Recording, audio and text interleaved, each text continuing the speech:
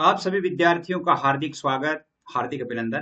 प्रिय विद्यार्थियों, BA, BSc, BCom part second examination पर्यावरण जो कि आपकी कंपलसरी पेपर होता है सेकंड ईयर के लिए, चाहे बीए सेकंड ईयर है, बीएससी सेकंड ईयर है, बीकॉम सेकंड ईयर है, चाहे आप रेगुलर है चाहे प्राइवेट है, यानी चाहे आप रेगुलर है चाहे प्राइवेट है, सभी के लिए यानी पर्यावरण का पेपर होता है एनवायरमेंटल स्टडी, जो कि 100 नंबर का पेपर आता है, जिसमें से 36 अंक जो है आपको प्राप्त करने होते हैं। और इसका जो पेपर है वो मल्टीपल चॉइस वाला हो गया है। पहले तो इसका थोड़ा अलग था, लेकिन अब मल्टीपल चॉइस वाला हो गया है। अलग अलग यूनिवर्सिटीज में किस प्रकार पेपर आता है उसके बारे में पहले हमने पढ़ लिया कि जैसे राजस्थान यूनिवर्सिटी में कैसे पूछा जाता है, एमडीएस में कैसे है, आपके जैसे शेखावाटी यूनिवर्सिटी में कैसे है, उदयपुर में कैसा आता है, बीकानेर यूनिवर्सिटी में कैसे आता है, जोधपुर में कैसे आता है, इसी प्रकार कोटा यूनिवर्सिटी में कैसे आता है, ब्रज यूनिवर्सिटी में कैसे आता है, यानी भरतपुर यूनिवर्सिटी में कैसे आता है। सभी जितनी यूनिवर्सिटीज है उन सभी यूनिवर्सिटीज के बारे में हमने देखा।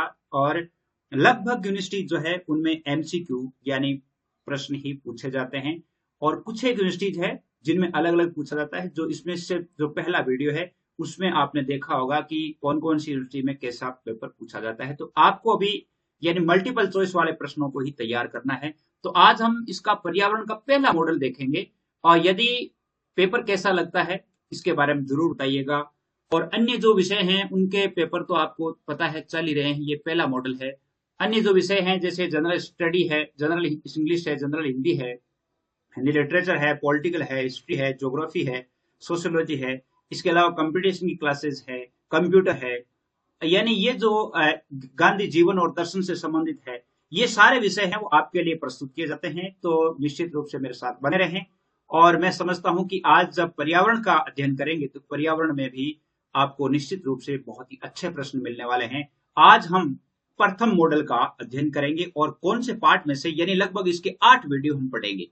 कितने वीडियो? 8 वीडियो पढ़ेंगे। और 8 वीडियो है, 8 वीडियो तो हम क्या पढ़ेंगे?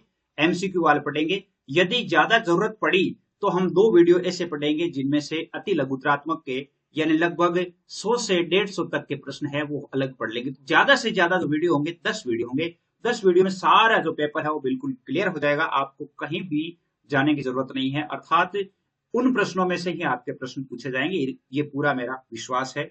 तो आप चले मेरे साथ, आइए देखते हैं प्रश्नों को। आपके जो पैसे आज हम पूछेंगे पर्यावरण की प्रकृति, परिभाषा और क्षेत्र और इसके महत्व से संबंधित 25 प्रश्न जो है हम आज इसका अध्ययन करेंगे, 25 का। यानी इसी प्रकार 25 × 200 यानी लगभग 200 प्रश्न हम पढ़ लेंगे। पहला भाग है, पहले भाग में हम 25 प्रश्न पढ़ेंगे। पहला प्रश्न देखिए, पर्यावरण विज्ञान का अध्ययन अति महत्वपूर्ण है क्योंकि, इसका क्या कारण है? ये रोजगारोन्मुख है, ये पर्यावरण के बारे में जागरूकता को बढ़ाता है, इससे सामान्य ज्ञान का विकास होता है, उपयुक्त में से कोई नहीं। यह है पर्यावरण के बारे में जागरूकता को बढ़ाता है, इसमें बे उत्तर हो जाएगा। साथ साथ आप भी हल करते जाएं। पर्यावरण का एक प्रमुख अवयव क्या है? भूमि, जल, वायु, मानव। इनमें से प्रमुख अवयव किसको माना गया है? और इसमें प्रमुख अवयव, पर्यावरण का एक प्रमुख अवयव है वो मानव को माना गया है। ये आवश्यक तत्व हैं पर्यावरण के, भूमि, जल, वायु, लेकिन मानव जो है एक अंग है पर्यावरण का। जैसे अगला प्रश्न है कि वायुमंडल, जलमंडल और भूमंडल किस विषय के अंतर्गत पढ़े जाते हैं? ऐसे प्रश्न आते हैं आपके राजनीति विज्ञान में, सामाजिक विज्ञान में, पर्यावरण विज्ञान में, जीव विज्ञान में। तो सीधा सा इसका उत्तर है पर्यावरण विज्ञान में। जिस विशिष्ट वातावरण में जीव रहता है उसे क्या कहते हैं? वातावरण कहते हैं, आवास कहते हैं, व्यवहार कहते हैं, और उपरोक्त में से कोई नहीं। क्या कहते हैं? आवास कहते हैं। इसका बे उत्तर हो जाएगा। जिस विशिष्ट वातावरण में जीव रहता है उसको आवास कहते हैं। पृथ्वी का कितने प्रतिशत क्षेत्रफल जल से ढका हुआ है? 50%, 90%, 80%, 70%।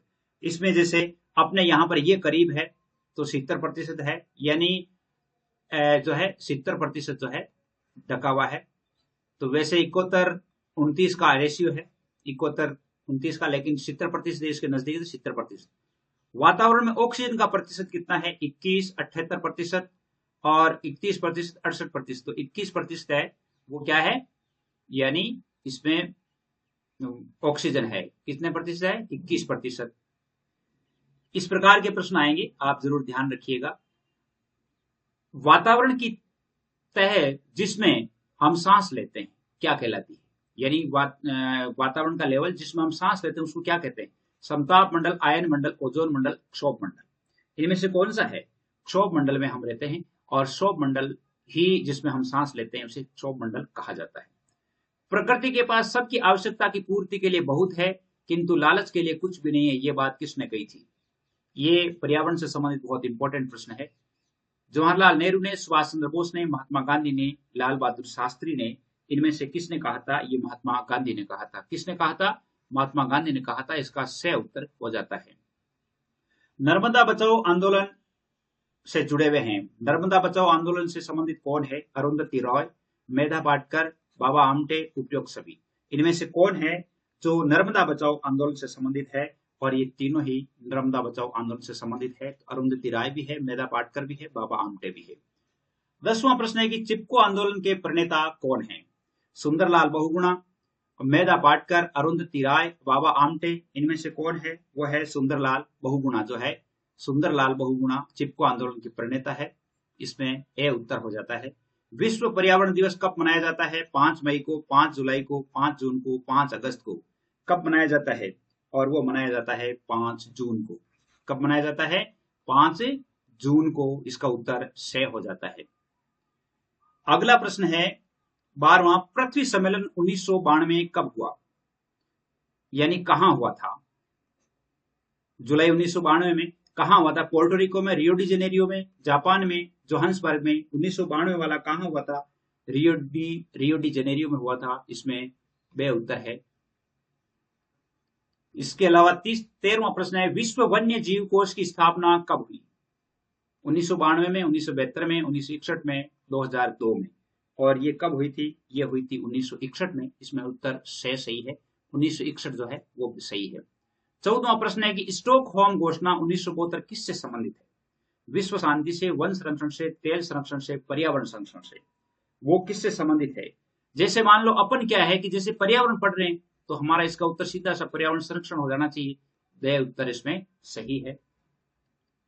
15वां प्रश्न है कि कर्नाटक में वृक्षों की रक्षा के लिए अप्पीको आंदोलन किसने शुरू किया था? बहुत इंपॉर्टेंट प्रश्न है।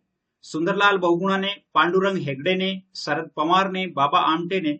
किसने शुरू किया था? और वो किया था पांडुरंग हेगड़े ने। पांडुरंग हेगड़े जो थे उन्होंने अप्पीको आंदोलन किया था। वो चिपको आंदोलन सुंदरलाल बहुगुणा वाला दूसरा था। ये जो है पांडुरंग हेगड़े ने एक अप्पीको आंदोलन शुरू किया। तो वो भी वृक्षों से संबंधित था, पर्यावरण से संबंधित था। तो बे उत्तर इसका हो जाता है। स्वस्थ पर्यावरण का क्या अर्थ है? शुद्ध वायु, शुद्ध पानी, प्रदूषण रहित आवास, उपरोक्त सभी। उनमें से तीनों ही स्थितियां होनी चाहिए। शुद्ध वायु भी होनी चाहिए, शुद्ध पानी भी होना चाहिए, प्रदूषण रहित आवास भी होना चाहिए। तो उपरोक्त सभी है वो स्वस्थ पर्यावरण का के तत्व हैं। खेजड़ली गांव कहाँ स्थित है जहां पर वृक्ष मेला आयोजित किया जाता है? और उदयपुर में, जयपुर में, जोधपुर में, बीकानेर में। कौन से जिले में है? और वो है आपके जोधपुर जिले में। खेजड़ली गांव है वो कहाँ है? जोधपुर जिले में है। जिसमें वृक्षों को काटने से संबंधित यानी सरकार का विरोध करते हुए वहां पर जो है सैकड़ों लोग हैं वो पेड़ों से चिपक करके और पेड़ों के साथ अपना बलिदान दे दिया था। और जोधपुर जिला में है। सही उत्तर है इसका। ग्रीन पीस संस्था किस कार्य से संबंधित है? प्रश्न आपको कैसे लग रहे हैं जरूर बताइएगा। ग्रीन पीस संस्था किस कार्य से संबंधित है? बच्चों के स्वास्थ्य और शिक्षा से, कच्ची बस्ती विकास से, वन, सागर, वेल मछलियों की रक्षा से। उपरोक्त में से कोई नहीं। इनमें से कौन सा है? यह है वन, सागर और वेल मछलियों की रक्षा से संबंधित है। इसका उत्तर सही हो जाता है। 19वां प्रश्न आपके देखिए, यूएनईपी का पूरा नाम क्या है? यूएनईपी का United Nations Environment Programme, United Nations emergency programme, United Nations education programme. और उपरोक्त में से कोई नहीं। यह है यूनाइटेड नेशंस एनवायरनमेंट प्रोग्राम है। यूएनईपी, यूनाइटेड नेशंस एनवायरनमेंट और प्रोग्राम। यूएनईपी प्रोग्राम यानी यूनाइटेड नेशंस एनवायरनमेंट प्रोग्राम। 20वां प्रश्न है आपके, पृथ्वी सम्मेलन द्वितीय किस देश में आयोजित हुआ? सेकंड पृथ्वी सम्मेलन है वो कहां हुआ था? साउथ अफ्रीका में, भारत में, ब्राजील में, ऑस्ट्रेलिया में। कहां पे हुआ था? और हुआ था साउथ अफ्रीका में। कहां हुआ था? साउथ अफ्रीका में हुआ था। ए उत्तर इसका सही है। हानिकारक पराबैंगनी किरणों को कौन सी गैस अवशोषित करती है? हानिकारक पराबैंगनी किरणें जो होती है उनको कौन सी गैस अवशोषित करती है? ऑक्सीजन, ओजोन, क्लोरीन और पौधे। ओजोन गैस है वो हानिकारक जो सूर्य से आने वाली पराबैंगनी किरणें होती है उन किरणों को शोषित करने का जो काम है ओजोन गैस होती है। ओजोन गैस को रक्षा कवच के नाम से भी जाना जाता है। 22वां प्रश्न है, पर्यावरण का जैविक कारक क्या है? ताप है, विकिरण है, प्रकाश है, पौधे है। इनमें से क्या है? और वो है पौधे। क्या है पर्यावरण का जैविक कारक? पौधे हैं। इसका उत्तर दे हो जाता है। 23वां प्रश्न देखिए, संतुलित विकास के लिए एजेंडा 21 कहां स्वीकार किया गया? अभी से आप जब इसका उत्तर देखने शुरू करेंगे तो आपके लिए ठीक हो जाएगा। संतुलित विकास के लिए एजेंडा 21 कहां से शुरू किया? जोहान्सबर्ग से, रियो डी जेनेरो से, स्टॉकहोम से, तिबिलिस से, कहां से शुरू किया गया? और वो किया गया था रियो डी जेनेरो से, जहां पर 1992 में पृथ्वी सम्मेलन हुआ था, वहीं से। पर्यावरणीय जागरूकता अभियान किसके द्वारा किया जा रहा है? देखिए, किसके द्वारा? सरकार द्वारा, गैर सरकारी संस्थाओं द्वारा, शैक्षिक संस्थाओं द्वारा, उपयुक्त सभी के द्वारा। और ये जो है उपयुक्त सभी संस्थाओं के द्वारा, सरकार भी करती है, गैर सरकारी संस्थाएं भी करती है, शैक्षिक संस्थाएं भी करती है। तो इसका उत्तर है वो दे हो जाता है। अगला प्रश्न जो है वो है, अगला और अंतिम प्रश्न मानिए, पर्यावरणीय अध्ययन की प्रकृति विविध विषयी है क्योंकि यह कई विषयों से प्रत्यक्ष या परोक्ष रूप से जुड़ा है। विविधता में एकता के बारे में है, भूमि के बारे में है, उपरोक्त में से कोई नहीं। इसका उत्तर ए हो जाता है। और इसका उत्तर ए हो जाता है, यानी यह कई विषयों से प्रत्यक्ष या परोक्ष रूप से जुड़ा है, इसलिए पर्यावरण अध्ययन की प्रकृति है वो अनेक विषयों को कवर करती है। मैं समझता हूं कि आपके लिए यह लेसन अच्छा साबित हुआ होगा। इसी प्रकार के जब हम 8 लेसन पढ़ लेंगे तो पर्यावरण के पूरे प्रश्न है वो आपके क्लियर हो जाएंगे। आज के लिए बस इतना ही। अगर चैनल पसंद आए तो सब्सक्राइब जरूर कीजिएगा, ताकि जब भी वीडियो बनता है तो आपके पास उसका नोटिफिकेशन आ जाए, आप उस लेसन को आराम से पढ़ लें। जय हिंद, जय भारत।